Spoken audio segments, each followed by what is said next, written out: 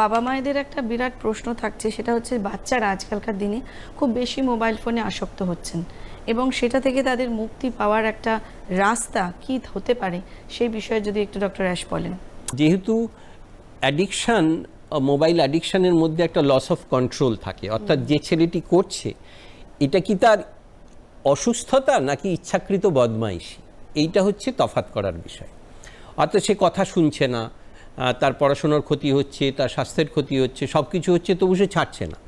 এই ছাড়ছে না মানে যখন বলি তখন সেটা তার ইচ্ছাকৃত বলে মনে হয়, কিন্তু আসলে ওটার উপরে তার কন্ট্রোল নেই।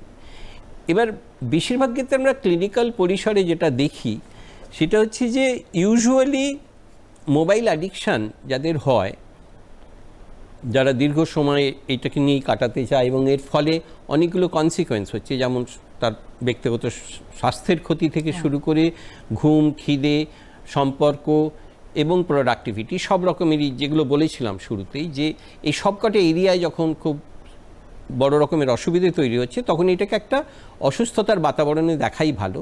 এবং অসুস্থতা যেহেতু, তার চিকিৎসা দরকার। চিকিৎসাটা কিসের হবে, যেটা ক্লিনিক্যাল পরিসরে বলছিলাম, ইউজুয়ালি মোবাইল অ্যাডিকশান বেশিরভাগ ক্ষেত্রে প্রাইমারি অসুখ নয়, এটা একটা secondary to some other problem. তার মধ্যে কমন যেগুলো, সেগুলো attention deficit hyper activity disorder বা নিউরো ডেভেলপমেন্টাল ডিসঅর্ডার বলে একটা গ্রুপ আছে। তার মধ্যে attention deficit hyper activity disorder, কিছু আবেগজনিত সমস্যা, যেমন আমাদের অবসাদ, ইয়াং অ্যাডোলেসেন্টদের ডিপ্রেশন একটা খুব কমন আজকালকার দিনে অসুখ। ফলে ডিপ্রেসিভ ডিসঅর্ডার একটা সমস্যা, প্রাইমারি সমস্যা, তার থেকে মোবাইল অ্যাডিকশান হয়। অবসেসিভ কম্পালসিভ ডিসঅর্ডার বলে একটা খুব কমন ডিসঅর্ডার আছে, যেগুলো বাচ্চাদের ক্ষেত্রেই শুরু হয়, আর্লি চাইল্ডহুড থেকে অ্যাডোলেসেন্সের এ সূত্রপাত হয় এই অসুখের বহু ক্ষেত্রেই। তো ফলে এই সমস্ত অসুখগুলোকে তো বাবা মায়ের পক্ষে বোঝা সম্ভব নয়।